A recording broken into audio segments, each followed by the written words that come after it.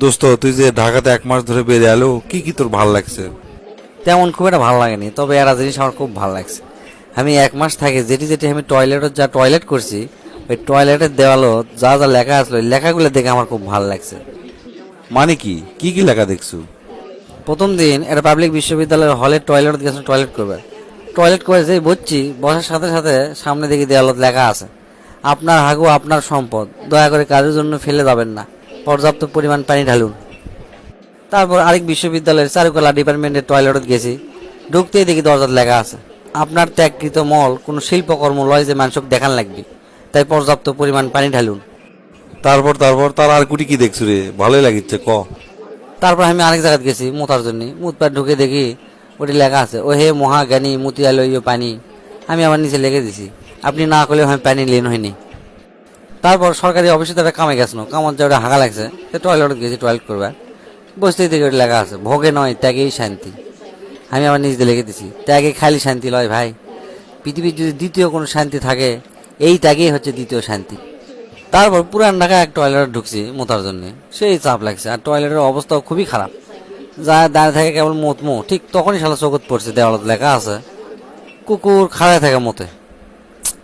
শালা দেখে মনটাই খারাপ হয়ে গেল, কি আর করবো, লাস্টে বসে থেকে মুতে আনো। তারপর গুলিস্তান এসে আর একটা পাবলিক টয়লেটে ঢুকছি, ঢুকে দেখি ওটি বসতেই লেখা আছে, ডানে দেখুন। আমি আমার ডানে তাকানো, ডানে তাকে দেখি ওটা আবার লেখা আছে, বামে তাকান। আমি আমার বামে তাকানো, আবার বামে লেখা আছে যে আপনি পিছনে তাকান।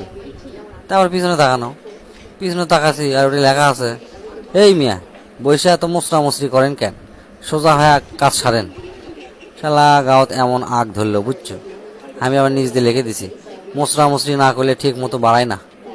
ওর থেকে গেছি একটা শপিং মল, শপিং করবার যায় টয়লেট চাপছে, টয়লেট ঢুকছি, ঢুকে বসতেই দেখি চোখত পড়ছে আবার ওই দেওয়ালত লেখা আছে, যা আপনি ফেলে থয়ে যাচ্ছেন ওটা হচ্ছে একান্তই আপনার ব্যক্তিগত সম্পদ।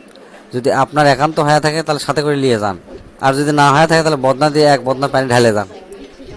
তারপর আমি আর একটা ভার্সিটিতে গেছি, যা ওটি আমার টয়লেট চাপছে, তো ওটি নতুন কমোড লাগাছে বুঝছো। তো ওটি তো মনে করে আদি বাঙালি কমোড তো ব্যবহার করা ছাত্ররা ঠিক মতো ব্যবহার করা পারে না। তো এখন ওই কর্তৃপক্ষ খেয়াল করছে যে কমোড ঠিক মতো বসে পারে না অনেক ছাত্র।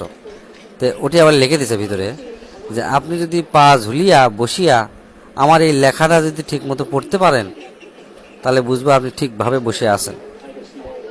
সবচেয়ে আমার ভালো লাগছে একটা টয়লেটে ঢুকে, ওটি লেখা আছে, বিয়ে করা আর টয়লেট করা একই।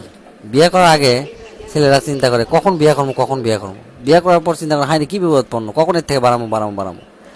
আর টয়লেট করা